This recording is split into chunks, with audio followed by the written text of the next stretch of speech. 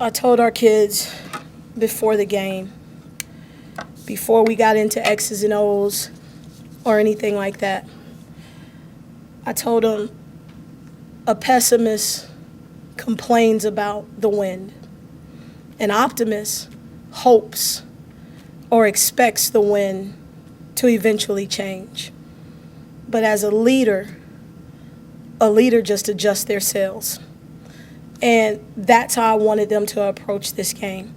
Early in the week, with having some days to prepare, we went back to two-a-days, and we broke down our defense in the morning, off shooting in the afternoon, and then offense in the evening, taking advantage of not having class. We created the adversity for them because we wanted to elicit responses, and we got some varied responses, but towards the end, there was consistency there to the game plan. They kind of figured out why we were pushing them the way we were pushing them.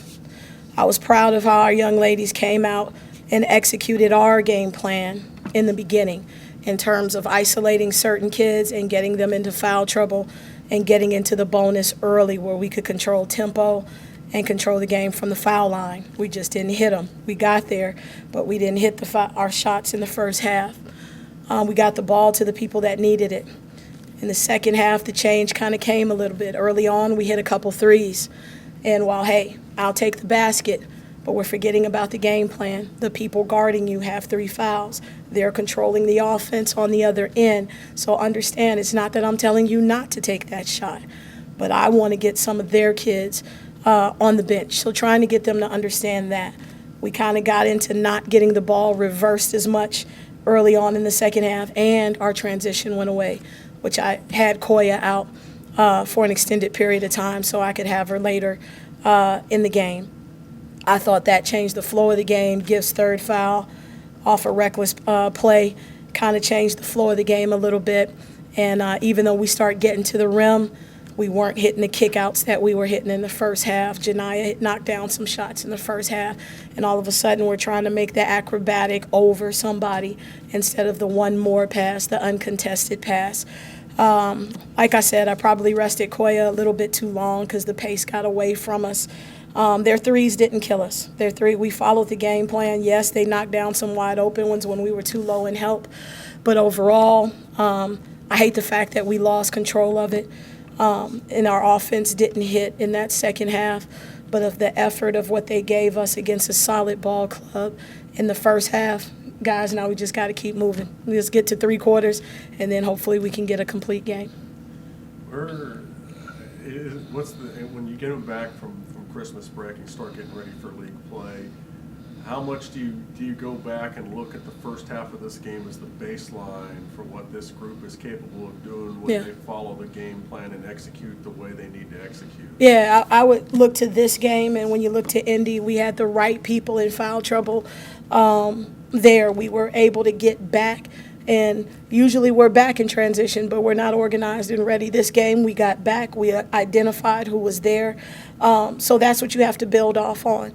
UAB spreads you out because they have so many kids that can attack even post players, which is similar to what we're going to see in the Valley. So you teach that part, but I'm even more concerned with showing them. And I had Karis counting our ball reversals in the first half, and she was fired up at halftime talking to her teammates. We had over 15 reversals on possession, forcing closeouts, which opened up the lane, which was how we got to the foul line. That's the kind of stuff that we're going to have to show them and tell them. Kind of trying to get them to understand how creating angles leads to better looks, right? Leads to better looks. I told them, I said it doesn't say a lot when I was one of 2 of the most athletic kids on my team at the University of Illinois, but we were taught how to take away angles. We were taught exactly how to attack angles as well against some of the quickest, most athletic kids in the country. And so that's what I'm trying to get them to understand. But you'll see us sometimes, and you'll probably see how that lane is opened up, and we stop. And we stopped to shoot a pull-up. Other teams got their head down. They're going to the rim. This wasn't a team that took a lot of charges. So we told them it would be open, or what you saw in the first half, you saw us get to the rim and throw that ball up to Giff. Now, Giff missed a couple gimmies in the first half, but she was going to start making those down. But we start getting a little softer and softer in terms of getting to that lane and making the extra pass. Now, when you're talking about the other day, Sequoia, how you kind of have to watch on her minutes because of injuries and whatnot, how much of a juggling act is it between you want to have her on the floor because she's obviously been productive, Yeah. versus, like you say, trying to save something for the end? Yeah. Well, it's hard, and it's not necessarily just saving something for the end, but it's monitoring the kid.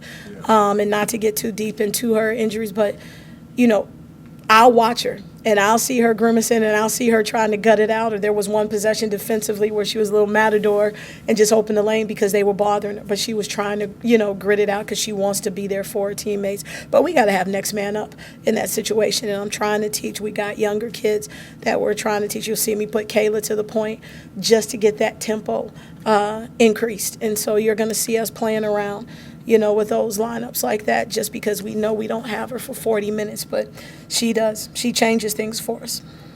What have you found out about this team now after the non-con schedule that you feel like can help you and them kind of draw out the best version of themselves, getting into conference play for next weekend? You know what? I know who our score. We know identify who can score. Throw out today for Isabella, dismal game for her. The ball didn't go down. She let that affect her defensively. So she hasn't had maybe one other game like that, but she's going to try to be able to bring that back. So what it tells me is we know when we get after people what it looks like when we're flying around and we're getting the rotations. And you saw us get some steals today. I think we had about 8 steals in that. We just got to learn to convert, Bucky, and that's the biggest thing. If we can take away, and I give them a chance, when I show them film, I have a section called self-inflicted wounds. And so we know we can't eliminate them all, but we're trying to cut those down. And we cut them down in the first half. And so now we just got to move on and try to take away the things that we can control that will help us stay competitive throughout the entire game. Emphasizing the devil in the details, right? The devil is in the details, especially on that defensive end, because it creates offense for us.